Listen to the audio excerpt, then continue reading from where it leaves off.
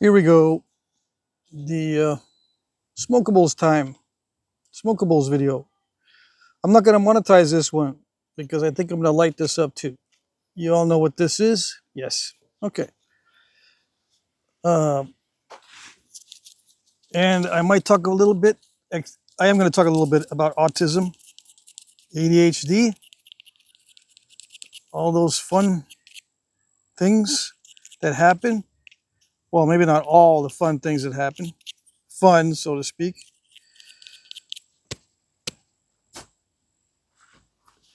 I'm just going to wing it because I've done a little bit of research, but not much. Um, as far as taking notes, I like to have notes for my videos if they're going to be serious, but I guess this one's not going to be all that serious. I made another batch, a blend of mullein, mugwort, and mint. I added mugwort to the mullein and mint. Easy. Now, why did I add mugwort? Well, it stays lit, so maybe it will counterbalance the mullein. And I don't know about the mint, how well that stays lit, but the mullein doesn't stay lit. So add a little bit of mugwort. I tried it last night. The tastes go together. Yeah. It might be a little bit strange. The mugwort is it's a little strange tasting. But it's kind of Christmassy, like I said. I don't know how else to explain it. It feels a little bit festive, holiday festive flavor for me anyway. Okay. I should use some matches. I got my fancy matches. One thing about autism, I think, is that we get very attached to certain things, the way they feel and look, and the general, just the general essence of the thing. Cool matches like this, very well made for a match. The grain is nice and straight. It's long and it burns well, and it's a cool box. It's an old-timey thing, so to speak. Too much wind. You see the old westerns where they would light everything with a match.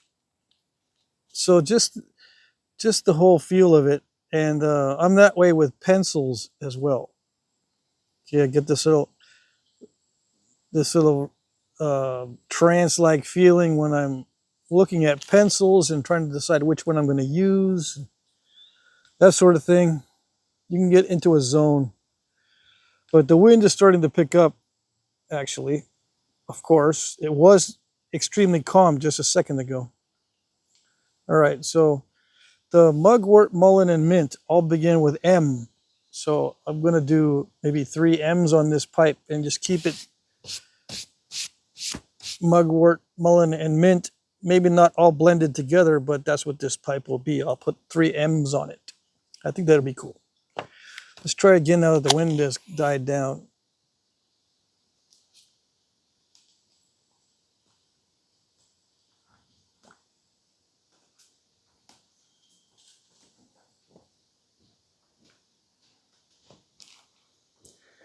Yeah, that mugwort,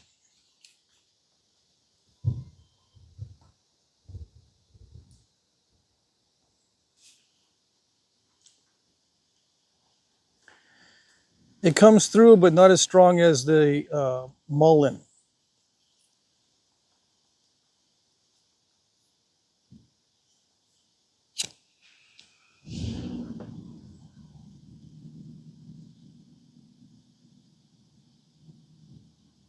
Yeah, but right away it's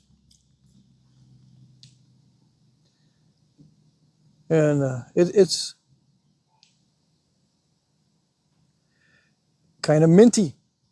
I wonder why. The mint is in there doing its thing, but the mugwort is a little bit minty too, right? Sort of.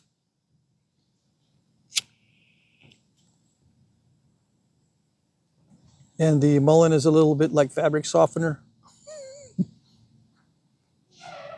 Anyway, it is a lot different than this. I'm gonna light that up too. The kids are just getting out of school, right? Or they got out of school like 30 minutes ago. There's a school bus just went by.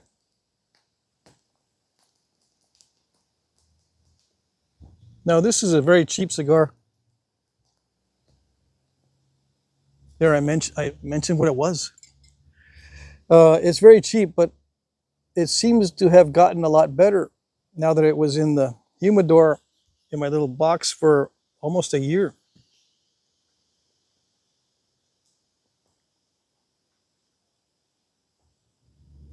Well, I still have this taste in my mouth. Yeah, it messes everything up. I would never want to mix these two together in the pipe. Yeah, this messes with your taste bud. I mean, the Mullen, Mugwort, and Mint mess with your taste buds. So this tastes totally different now. I thought I was going to be able to tell the difference right away, but everything tastes like mugwort now. Yeah. Wow, I didn't expect that.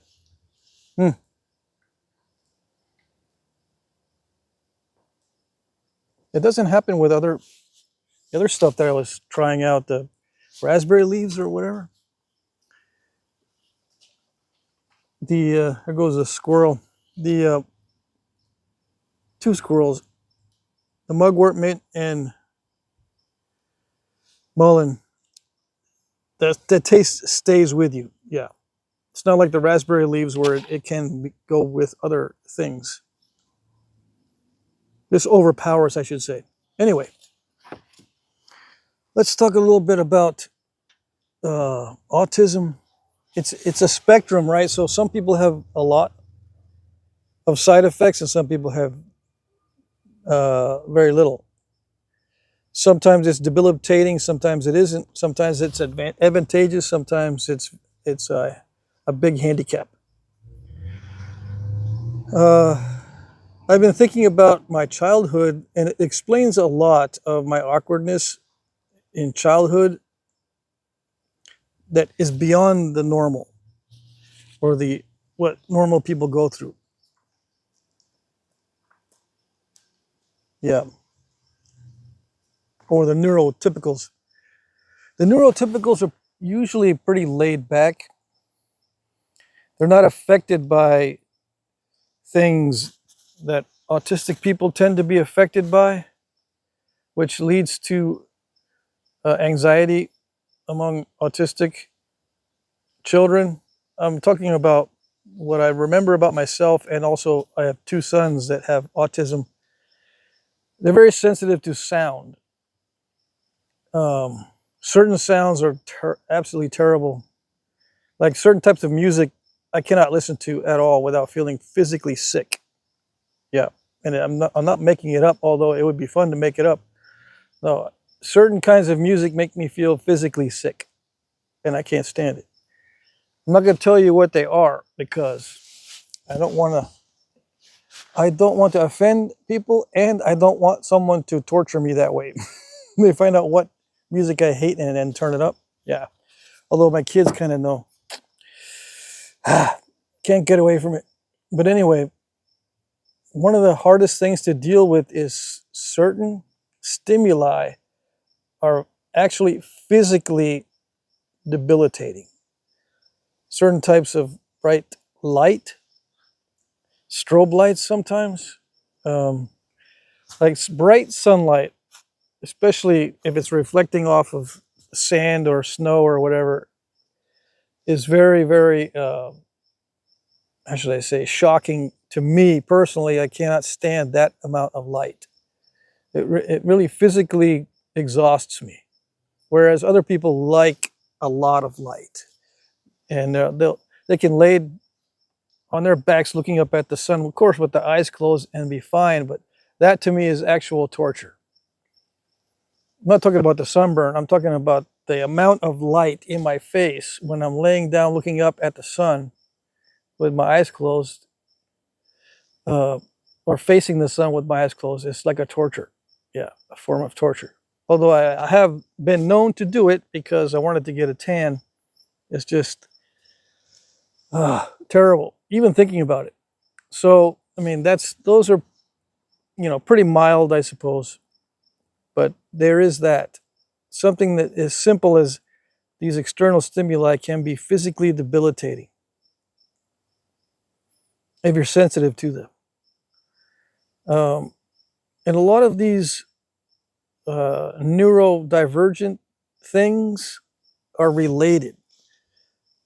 On one side of the spectrum, this is a different from autism, is the psychopathic traits, right?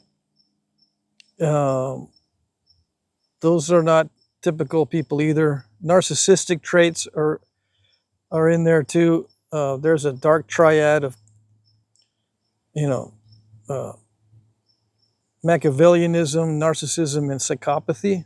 I think that's a dark triad that they study in psychology. Anyway,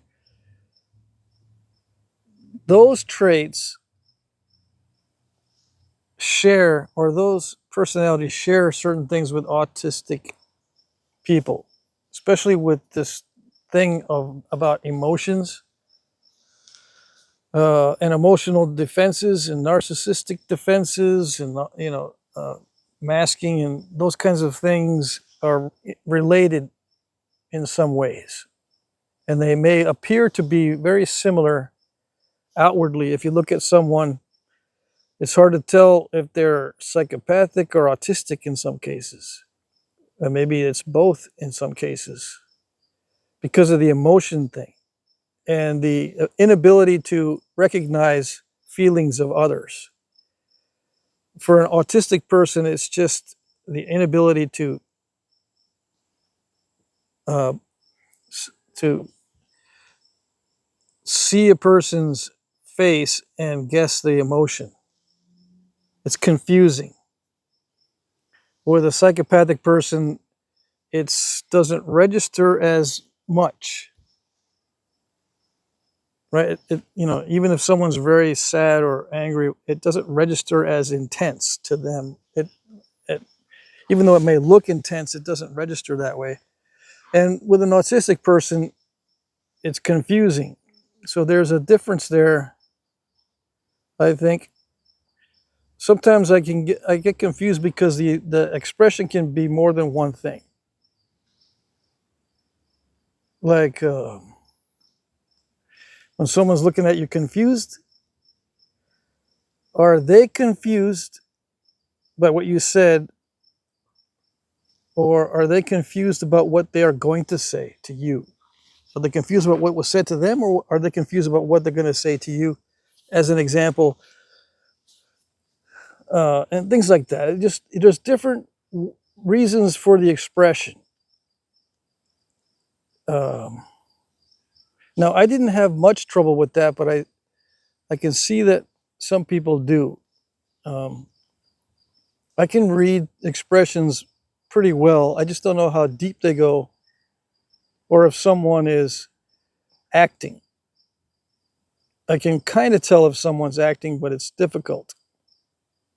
Now, I can get a feel for someone, and it may not be right, but I can get the feeling that someone is acting. Or if I look at an actor in a movie, I can tell that they're acting. If I can tell that they're acting, it bugs me. But it has to be pretty obvious, I think. And but I can see that. Yeah. But one of my boys was not able to see people pulling his leg or pulling a joke on him, telling him something that wasn't true. He wasn't able to see that they had a little smirk on their face, and that's what that meant. The smirk was not because they were excited about telling him this. The smirk was because they were fooling him. That kind of thing. And I felt bad for him because he would tell me about stuff like that. And kids don't mean to be cruel to other kids, I don't think. all the time, although they do on purpose sometimes. It was very cruel. You don't you don't play around like that with an autistic person because they will believe you. Okay. Over the years, you get to know what tricks are being played and what are not, to a certain extent. But I can be totally clueless if someone's trying to fool me. I have to really be rigid in my understanding of the reality that I can prove. I have to be able to ground myself in the reality that I can prove, and then see what people are saying and doing. I can't go off of what they look like. I have to go by the environment or the facts that I know are true, and then look at what they're doing. You know what I'm saying? Whereas I think neurotypicals can look and see, there's something fishy about what he's doing, just by the way he's acting. With me, I don't see that. Sometimes I think I can see it, but I'm usually wrong. So I have to be grounded in things that I know are for sure and not get shaken off of that foundation, because it's so easy for manipulative people to shake you out or get you off that foundation and start to um, bring you into a false narrative. Yeah, if you're not firm in what you know, or stay firm in what you know, right? Now that can lead to stubbornness and rigid behavior. People with autism fall into routines and stubborn behavior, and they hate being moved out. So there's a little bit of a reinforcement there. It becomes debilitating because you can become closed-minded. Yeah. As an autistic person, you can become closed off. That's dangerous too. Dangerous with interactions between people that are close. Now, autistic people often have one or two safe people that they can confide in or that they can feel comfortable with. That's pretty typical. And I'm in that group too. Growing up, I would have only one close friend at a time, or maybe two. And everybody else was outside that little sphere where things were close. Like with strangers, I don't goof around very much, and people that I have not grown up with, I don't goof around with very much. Now, I goof around on camera, which is kind of weird, but uh, I can't explain it. But I can only let loose with my safe person or safe people, and right now those are in my family. Okay, and on camera, it's funny. Uh, yeah, the brain is a funny thing because it's hard to know exactly when you're acting weird or crazy, because you don't feel like you are. I think a neurotypical person will go, "Why did I do that?" But an autistic person, it takes a lot of introspection to say, "What have I been doing?" And then start to move in a different direction. Yeah, it's very hard. But as you get older, it gets better. Anyway, um, I was going to be looking for this week.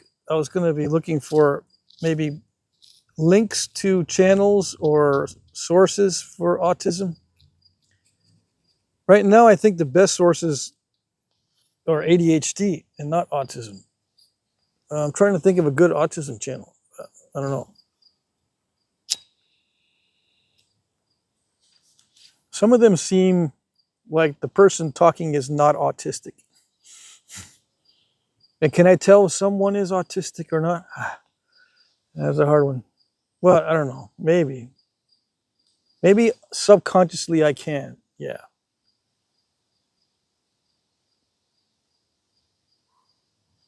Maybe I can get that. Maybe I do have that feeling that, yeah, that person's got some traits that are socially awkward that I can immediately relate to that or understand that. Yeah. And some of those YouTubers that talk about autism don't have that.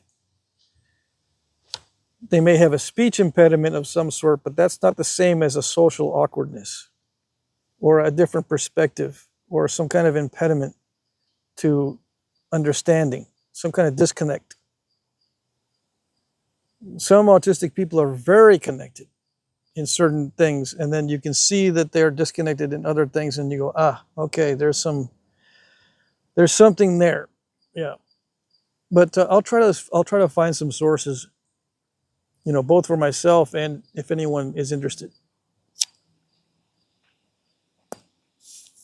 Why? Why find sources on YouTube? Because autistic people need workarounds for their disconnects. You know what I mean? The disconnect. It really is difficult to deal with, especially if it's very important that you understand something and you just can't get it, and then you live your life not being able to get it, and then finally you get it, and you say to yourself, all that time wasted. It's very difficult. Um, I don't know how to explain, but it does create a lot of it can create depression, but it creates a lot of regret. Let's put it that way. And sometimes you don't want to look for it. Yeah, but the workarounds are important. The ways to deal with things and to back off and look at the big picture. And the brain can be trained to be socially proficient, to speak right so that your brain and your mouth are well connected. It just takes practice and practice. And flint napping has shown me that it is possible, even if it's extremely difficult in the beginning, to do it often enough, and fail often enough uh, to start advancing. What I mean by that is you need to know what doesn't work. Something is going to work, but you also need to know what doesn't work and stay away from those things and then go down the paths that do work. You'll go off the path and you'll hit the brambles and the burrs, and okay, that's not working. And you got to go onto the path that is smoother, but you go off by accident into some other area because you're clueless, and then you fall into these rocky areas and get out of that. It's a process, and flip napping is like that too. But life is like that, especially if you have the inability to see the obvious in some things, and that is true with me too. It's hard to admit, yeah.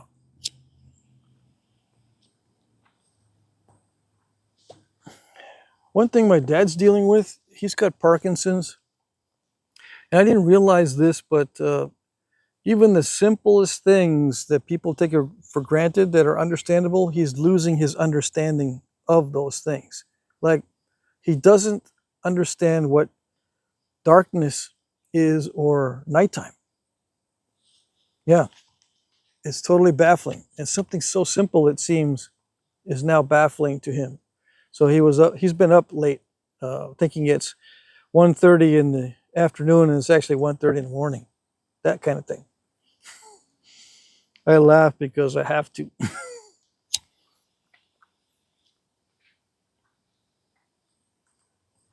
Yeah.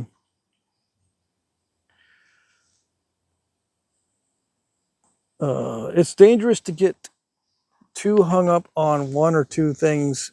I'm changing the subject a little bit. Like if I were to get hung up on this or this, it's dangerous. And luckily for me, that doesn't happen. because after a while I get sick of it.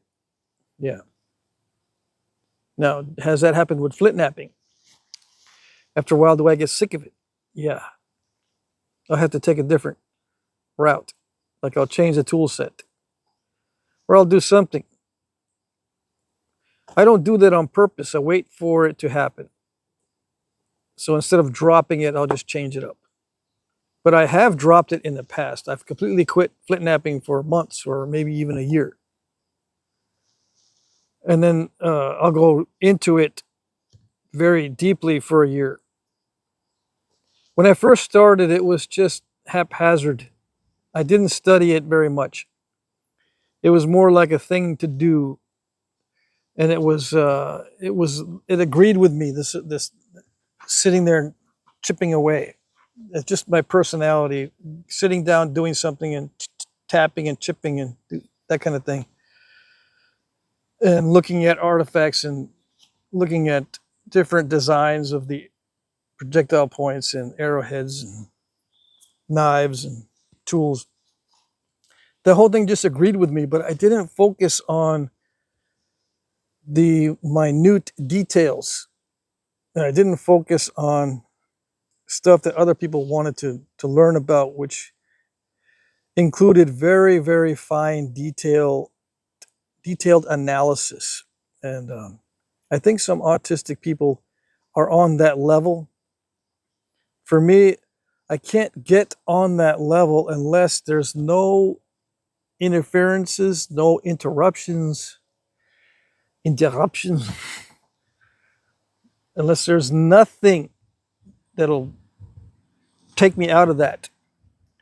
Because there's very few things that upset me, not in anger, but just in mental pain, to be pulled out of that zone where I'm extremely focused on minute details and minute tweaks in either a technique or in an understanding. I had to sit there for hours uninterrupted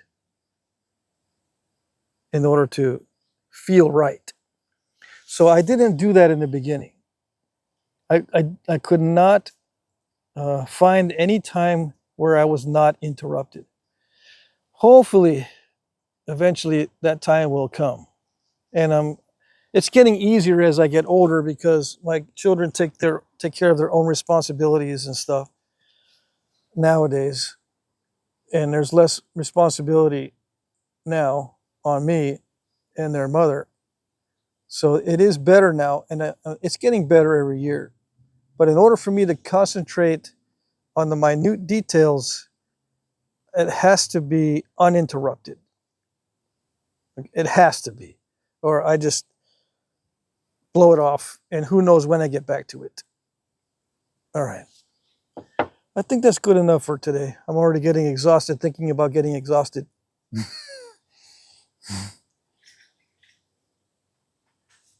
I'd rather observe these fighting squirrels back here. And I think I told you there's skunks around here too, that there's a family of them. I've seen the possum a couple times. I got close to the possum one night up here at the front of the house. Yeah, it's just like the squirrel. He will stare at you and stare into your soul. Although there's nothing back behind those eyes. The possum's eyes, there's nothing behind those eyes. The skunk uses its nose. It has its eyes on you, but it uses its nose to figure out what's going on. So it doesn't use its eyes and ears very much. The skunk, it's funny, uses its nose to figure out. All right. I'd rather watch animals than make videos and talk for minutes and minutes. It's almost 30 minutes. I'm watching the clock up there. There's a little clock on the viewfinder. And I'm not looking straight at you. I'm looking at myself over here. It's hard for me to look at that little dot where you are. But I think other YouTube creators they must have trained themselves to look at that lens. It's hard for me. All right. Um, yeah. Okay. I think that's it. I should be doing more research on it every week, right? I will be doing more research. I have time to do that on the autism and ADHD. So I'll be doing that. I do like this format where I can just kind of relax and not have that sweat stage in the napping. All right, that's it.